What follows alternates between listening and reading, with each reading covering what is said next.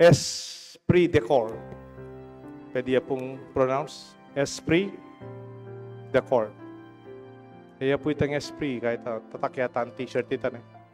Ng esprit, sabihin, espiritu. In cor, corpus. Corpus Christi. Bala mo, yung espiritu ng katawan. Buri kaya pong kunan ng kaya katang pamigunam kayong mumunang pamamasa kayong Genesis. King Genesis, balo tayo po itang kwento, bisa lang gawang tori. Yung tori ng Babel. At ang tori nga ita, maragulyang project. Marakalya pondo. Dakalya magobra. Dakalya panahon. Dakal sigurong engineer, pang architect. Dakala rin biyasa kayong semento, kayong bakal. Nyaliwang kabisnan. At burida ita karelang mata sa tori, burida mira siya banwa. Sipan da po ang mata siyang matas. Panigan mita, agit may nga pong ginu. Siguro yung pamisip da ita. O ba't kayong kakagawa dan tori, sobra na kakatas, sobra na karagul, sobra na kalambad ng gagawan, dati may itong salita. Dati may itong laamano. Then suddenly, they do not understand each other anymore. They were speaking different languages. Kanitang magobrala, magsalitang para-pareho lengguwahe. Migakaintindi kaya salitada. At may collapse siya po yung gagawan mo. May buo. May siraya. Kapatad karagul na kabaldugan niniging panahon tam. Pwede tang marakala project. Pwedeng madakal ta pondo. Pwedeng dakal ta magobra. Pwedeng mga sipag tamo, buri tayong ayari yung proyekto tamo. Pero kung kailangbatan, hindi kaya katampa magobra, pota dating yung panahon. Tana may kakaintindi. Aliwanay sasabihan mo kaya sasabihan ko. At di ka sasabihan, na ako man makiramdam. Ako naman, di ko sasabihan kaya ka, mo na ako man pakiramdaman. Bali po, datang panahon, malasakya, tagigatang gagawa. May sundu, mayari. Kasi yung pundasyon ng metong gagawan, aliwa mo po itang atilang pondo, atilang semento, atilang hollow blocks, atilang balas, atilang bakal, ating bato. Ita kasi asalita mo. Pwede tapang utangan. Pero itang pamiyabiyabeta mo, yung mas maulaga, yung mas importante, yung dapat tasese.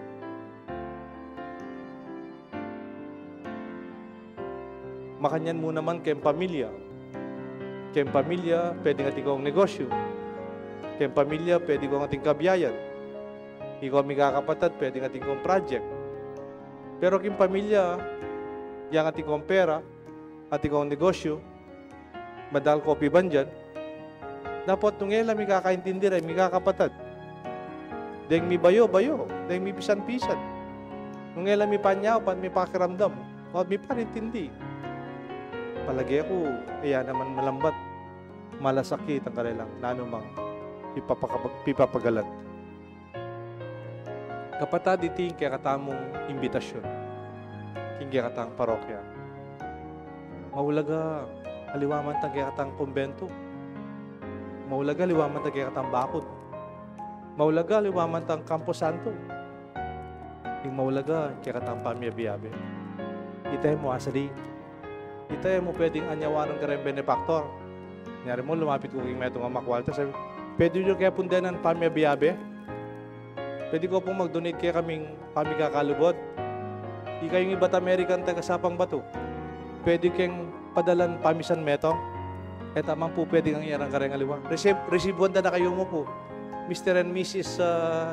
So and so donated forgiveness. Ating mag-donate kaparintin dyan. Ating mag-donate pamakramdam. Alaman pong makanyan. It cannot be coming from others. It cannot be coming from the outside. It must come from us. Esprit de corps. Teng espiritu man sa kay pilubluban. Deng proyektong makanyan kay kabaliktaran. Deng project ang makanyan kay tutuman bilang meto nga pari. Aliwaman tayong lalon ko. Pwede pang mas masanting siguro kanyan. Kung parang aliwa. O parang aliwa, pwedeng mas simple yan. Importante ito. Importante, uli da rin project. Uli da rin gagawan tamo. May kakalugod tamo. May sasan metong tamo. May kikilala ta lalo. Sabi, kaya beke keng obra yan. Kaya beke keng kami project yan. Sinapya kaya kami yan. O tangking kailang bata, lawin mong pasibayo. Mo niyagan na kahit ang project. Aga na kamo na mo itang what developed out of the relationship in that project. Because our projects, they will come and go. Malumala rin. Ipalitan na rin. Pero yung kikatang pamiyabi-abi, yang lalo na ni nga pong Ginoo. Yang bibilangan ni nga pong Ginoo kikatang. Misan po, ating meto nga maragula balay gagawan din. O nang magobra po kanita assumption, sungabak magobra ko sakop. Ating panahon na doon ako po assignment. Direktor ko po sakop, Vice President ko po kayong university. Aldoldo, magmaneho ko pong sakin, siyempre, abak din kayo, matutugo sa ako, hariyan ko yung obra ko sa ako, bay maug to, atuna ko po, assumption. Depende, nung nuka rin po yung obra. Pero, may nasa Aldoldo, mag-drive ko po. At ko pong ikita bali, gagawan de. Ane karagul. Wari, usually kare subdivision, paggawa ka, metong aloti, metong abalene. Ita po ang 5 loti. Itambali, pang 5 loti. Kadagul na po. It will really catch your attention. Ngaya ko, kabalalabas ko, lalo kaya lalo na. Siguro nung ako may pare, palagi ako kontraktor ko. O kaya engineer ko, kaya architect ko. Anak ko si kaburing manakit po tating gagawan makanya. Lawen kayo po, kabalalabas ko, itang masanti kabali. Kadagul na. Karagula project kita. Biro mo'y lote na, 5 lote. Kay subdivision. Kay ba't? King kailan batan lalabas ko? Ot mitok ng itang project. Kamani. Siguro ako, may delay mong bagya po to di natang itang delivery. Ba? May lambat? Alalo pa. Siguro nga ako, manakit tao, dakalamang obra, lalang laborer. Tinubo na po yung dikot. Tinubo na po ito. Detang nano po ito. Palat. Tinubo na yung palat ketang loti. Di pa pegobran. Makatalakat na po. Halos second floor na po. Pero wala pa pinis. Misa, natin ko po nga kasake. Kayo obra kaya beke keng obra. Taga subdivision niya nga ita. Di nabas kaya kitang subdivision na ita. At suya po kay community, siyempre, kikalala po rin kay subdivision. Ako naman po, nakaman maindredos, curious ko mo, talaga naman, huri kaya ngakit mayari eh. Anay kasanting. Wala mo talalabas ka, te project. Kitnan ke. O te de papagobra ng balay ngayon, kasanting na ako, panayin kayong mayari. Panayin kayong makumpleto. O nang anak ko kadaldal eh. May gisa ng lapera siguro na, peka katagul de. Ayali among. Kakwaltada po rin pamilya nga rin. Makwaltala po mo ngayon, mampisabihan pera. Siguro may kaintindi na yung kontraktor kasi kayong kontraktor. Kung may pagkayari, tingnan yung burikan detali. Kayong presyo, kaya design. May kawani ka. Ayali mo. Pasalesay po itong kontraktor ta, kaluguran de po. Kagala, may ka problema lang kayong gabon. Potareta kalawang gabon. Nagati kung kilala, kaya subdivision, giyawan din balini, ngayon pala yung lote daliwaman ng tsuketa. Kagalang natin lang problema kayong gabon, nating may nagalan. Kaya mo, karelala po rin gabon na rin.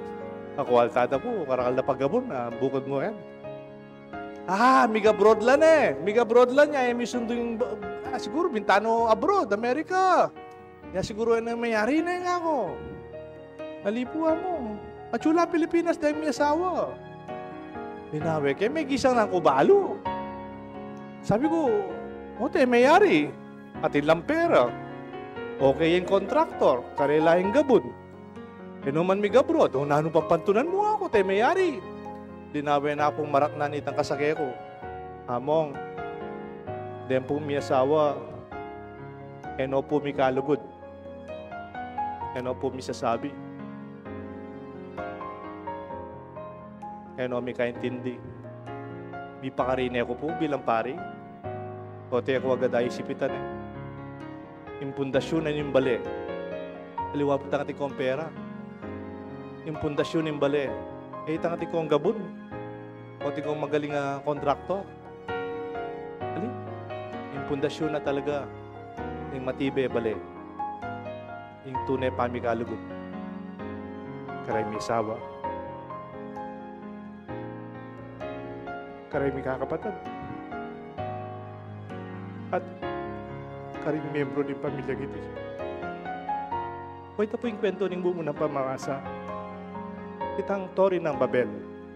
Peka dagulde. Hanggang ngayon o may kaintindi. Hanggang may lasak na may siraya. E uling ela biyasang gawa. Biyasa lang. O nang may siray ba may biyate. E yun po kakalimutan eh. Nagyang malatiya yung baleyo.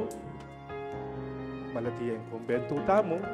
Eh, masanting masyadong kaya katang project. Pero, yung lalo ni nga po gino. Ang tiya katibe. Yung kaya katang pamiyabiyabi. Kaya katang pami tayo tindi. Kaya katang pami sabi-sabi. Siyempre, kayong makanya natin kayabe kaparintin dyan. Ating kanabe kapatawaran. Ating kayabe kapanayan. Kaya kami lalako pag-asa. Tatambanon po ito magbayo yari. At iti, yung may pabalita kay katanga. Kailangan tayong metong espiritu, king metong kakatawan. Esprit de corps. Kilagyo ni pa, po ng anak, po ng banal na espiritu. Amen.